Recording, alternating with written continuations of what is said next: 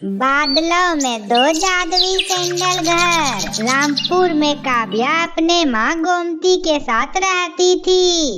गोमती के पति को गुजर जाने के बाद पूरे घर की जिम्मेदारी गोमती के ऊपर थी। गोमती अपने घर चलाने के लिए अपने घर पर ही सैंडल बनाना शुरू कर दिया।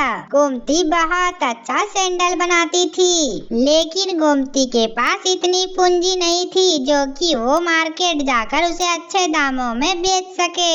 इसलिए गोमती घर पर ही लोगों की कम दामों में सैंडल बना दिया करती थी और उसी से ही उसका घर का गुजारा चलता था।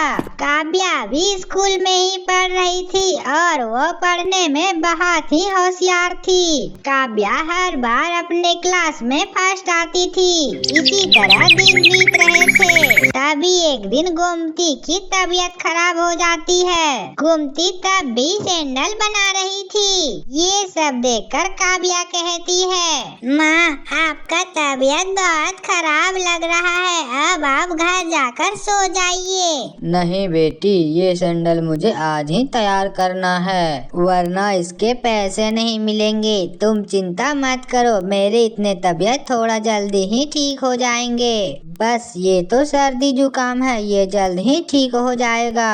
और तुम्हारा स्कूल का फीस भी तो भरना है। तुम तो जानती हो कि हम लोगों का कमाई का साधन सिर्फ यही जूता चप्पल सिलना है। ये कहते हुए गोमती जोर जोर से खांसने लगती है। माँ आपका तबीयत तो ज्यादा खराब है, अब मैं आपकी एक नहीं सुनूंगी। अब आप घर जाकर सोइए। मैंने आपसे चप्पल जूते सीना सीखी है, इसलिए ये जूते चप्पल मैं सिल दूंगी। नहीं बेटा, तुम्हारे परीक्षा शुरू होने वाले हैं, तुम उसकी तैयारी करो। माँ अभी परीक्षा शुरू होने में बहुत समय है। मैं पढ़ाई भी कर लूंगी और साथ साथ काम भी कर लूंगी। और मेरी प्यारी माँ, अब आप टेंशन मत लो, मैं ये सारा काम कर दूंगी। लगता है मैंने पिछले जन्म में जरूर कोई पुण्य किए होंगे, तभी तो मुझे इतनी प्यारी बिटिया मिली है। बेटा, कल सेठानी की बेटी की बर्थडे है और उसे एक सुंदर सा सैंडल बनाकर देना है। क्या तुम उसे एक सुंदर सैंडल बनाकर दे दोगी? आप चिंता मत करो माँ, मैंने आपको कहा ना, मैं बना दूंगी। मैंने कहा कि बना दिया तो बना दिया।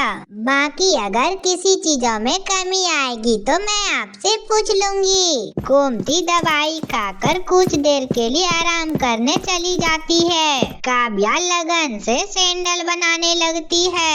काव्या के कड़ी मेहनत के बाद सैंडल बनकर तैयार हो जाता है।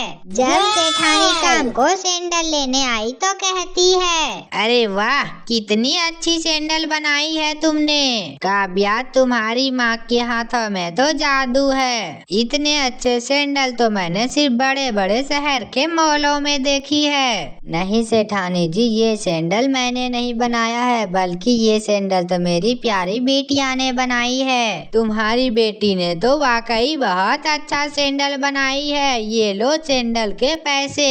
इतना बोलकर सेठानी चली जाती है। उसी दिन से काव्या द्वारा बनाई हुई सैंडल की तारीफ पूरे मोहल्ले में होने लगती है और सभी लड़कियां अब काव्या से ही सैंडल बनवाने लगी। अब इस तरह काव्या दिन में स्कूल जाती थी और देर रात तक सुंदर सुंदर सैंडल बनाती थी। लेकिन काव्या के सैंडल से जो पैसे मिलते थे, उन्हीं पैसों से वो अपनी माँ के लिए दवाई लाती थी। लेकिन उसकी माँ की तबीयत में कोई सुधार नहीं आया। काव्या की माँ की तबीयत धीरे धीरे और बिगड़ने लगी। गोमती अपनी बेटी से कहती है, बेटी, तुम इतनी मेहनत करती हो, पढ़ाई के साथ साथ सुंदर सुंदर सैंडल भी बनाती हो।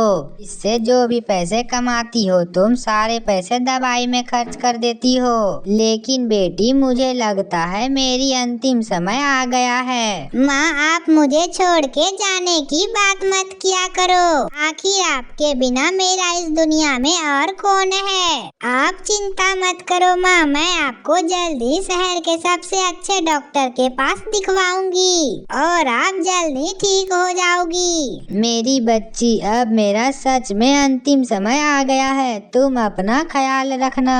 इतना कहकर गोमती सभी दिन के लिए दुनिया से चली जाती है। ये देखकर काव्या फूट फूट के रोने लगती है। माँ, पहले तो पापा चले गए, उसके बाद तुम भी मुझे छोड़कर चली गई। अब मैं इस दुनिया में अकेले क्या करूँगी माँ, वापस आ जाओ। और ये सब कहते हुए काव्या बहुत रो रही थी। माँ के गुजर जाने के बाद काव्या बिल्कुल अकेली ही हो गई थी। कुछ दिन बीत जाने के बाद काव्या पहले की तरह ही स्कूल जाने लगी। काव्या स्कूल पहुंची तो उसे पता चला कि परीक्षा शुरू होने से पहले ही स्कूल में फीस भरनी होगी, नहीं तो उसे परीक्षा में बैठने नहीं दिया जाएगा। ये सुनकर काव्या सोच में पड़ गई। लगता है मैं इस बार एग्जाम में नहीं बैठ पाऊंगी। थोड़े बहुत तो पैसे थे वो भी खत्म हो गए।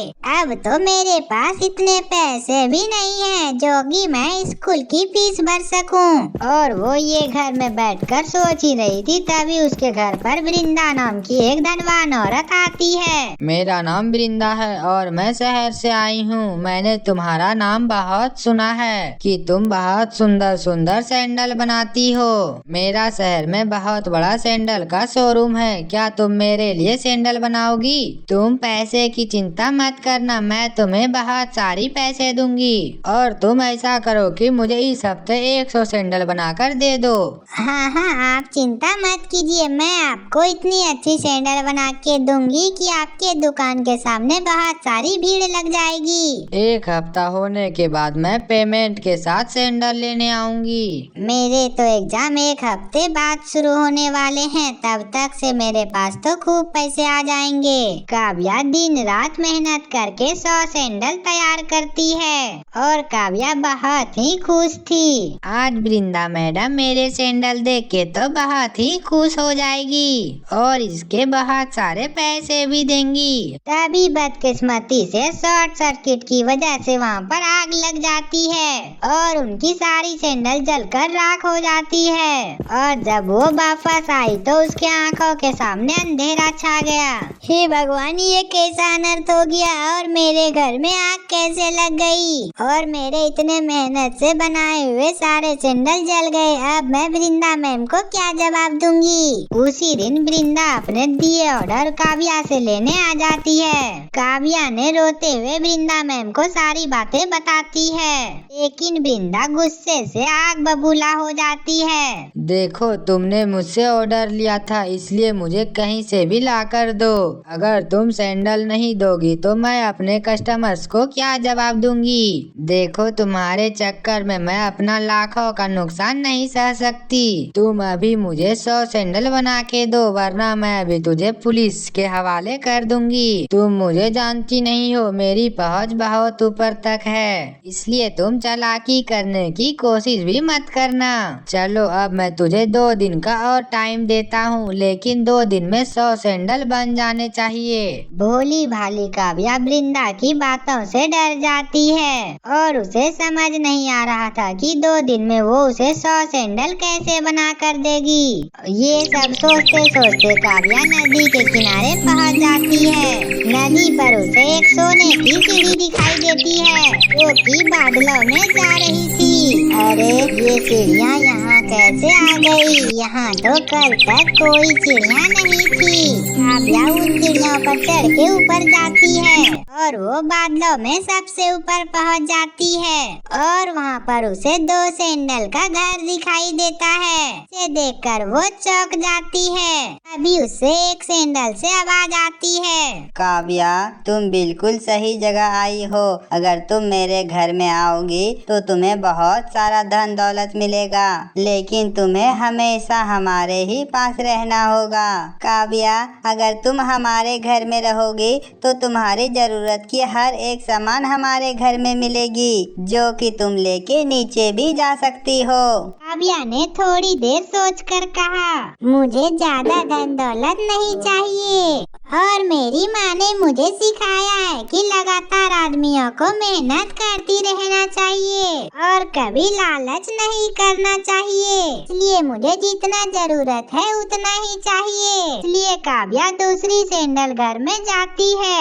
वहाँ पर उसे बहुत सारे सोने चांदी एवं पैसे दिखाई देते हैं। इतने सारे पैसे देखकर काव्या कहती है, जादुई सैंडल, आपने तो कहा था कि मेरे अंदर बहुत सारे पैसे नहीं हैं और यहाँ तो ढेर सारा खजाना है। काव्या, मुझे तो पता है कि तुम बहुत परेशान हो, इसलिए मैं तुम्हें इतनी सारी सामानें देना चाहती हूँ। मैं तो सिर्फ तुम्हारी परीक्षा ले रही थी कि तुम लालची हो या जरूरतमंद, और तुम मेरी परीक्षा में सफल हुई और मैं तुमसे बहुत खुश हूँ। और इसके बाद काव्या उतने सारे पैसे लेकर खुशी खुशी अपने घर में रहने लगती है और वो खुशी खुशी अपने घरों में जीवन यापन करती है। तो हमारे प्यारे दोस्तों, कैसी लगी हमारी कहानी? अगर अच्छी लगी हो तो चैनल को सब्सक्राइब करके वीडियो को लाइक करना ना भूलें और मिलते हैं अगले वीडियो में। तब तक के लिए बाय बाय।